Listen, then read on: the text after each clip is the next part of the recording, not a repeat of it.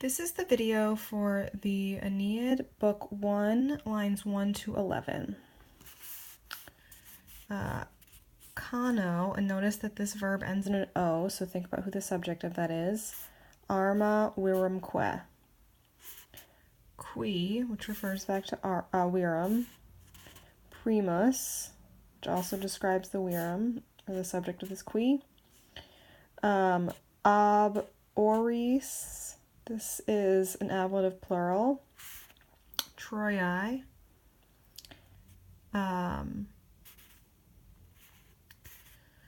Profugus, this is a perfect passive participle, having been profugust. Fato, ablative of means. Venet, so the subject of this, qui primus, venet. Italiam, Lavinia, que litera, and this is an adjective describing litera.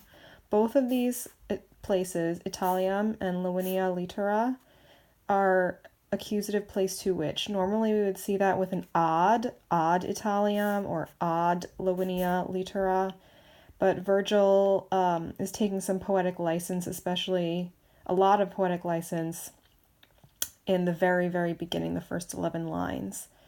So that's something you have to keep in mind as you're reading this, and also pay very close attention to the notes for this section in the textbook, because they will give you a lot of help for this, in addition to what I'm giving you. Ille, and that again refers to this qui. Jactatus, perfect passive participle. Multum, this is an adverb, so like a lot. Et terris et alto. And again, just like we had with Italiam, there was a preposition missing. There are prepositions missing here. In terris et in alto. We superum. This is an ablative of means. And superum is really superorum, and it's sort of a synonym for deorum. Ob, memorem, which is an adjective. Iram. Siwi eunonis. And siwi eunonis is genitive. Passus, this is a perfect active participle, having verbed because it's from a deponent verb, patior. So passus, multa, and multa is the plural of multum. So if this is a lot, then this is plural of that, a lot of things. Quoque et bello, and again we're missing an preposition in bello. Dum, and this dum, usually dum with an indicative verb means while, but conderet and inferet are both imperfect subjunctives, and I know that because I see within, I see the infinitive in them. Conderet is an infinitive, inferet is an infinitive. So that makes them imperfect subjunctives. So that means, so in this case, with the subjunctive, dum means until. Until conderet urbem, inferet que, deos, latio. If you read the notes on this, you will see this is actually a dative of direction, which is a sort of the same thing as an accusative placed to which, functions very similarly. Not as common as an accusative placed to which, just an alternative way of expressing motion towards this dative of direction.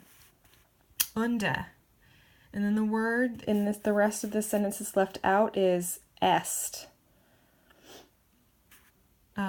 Genus Latinum, Albani que patris, and Albani is describing patris, atque moenia altae Romae. Altae, notice, is describing Romae, even though we would expect it to describe moenia. This is what's called a transferred epithet. Musa, memora, this is an imperative. Causas, mihi, for mihi. Quo numina lyso, and this is an ablative, an ablative absolute in a question. So like, with which numina having been lysoed, quidwe, and we means or regina dolens. And then we have to go all the way down to a main verb. So there's no main verbs, no verb, no, there's some infinitives, but those can't be main verbs. So here's the main verb. Or quid regina dolens. This is a present active participle. Impulerit. Impulerit who? A virum, and that's the same as this virum up here.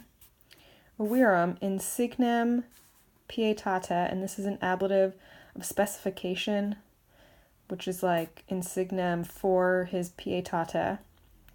So impulerit a virum insignem for his pietate to do what? To volvere tot casus, to adire tot labores. So notice that she, the regina deum is really deorum.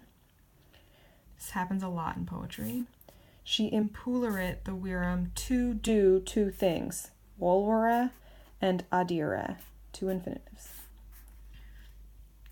And then this is a question, and it's a yes or no question because it's the first word ends in ne.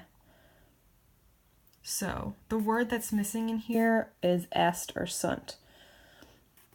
Tantai est or sunt iri animis caelestibus, and an animis caelestibus, sort of an ablative place where we're missing the word in. We have to understand that. In animis caelestibus, question mark.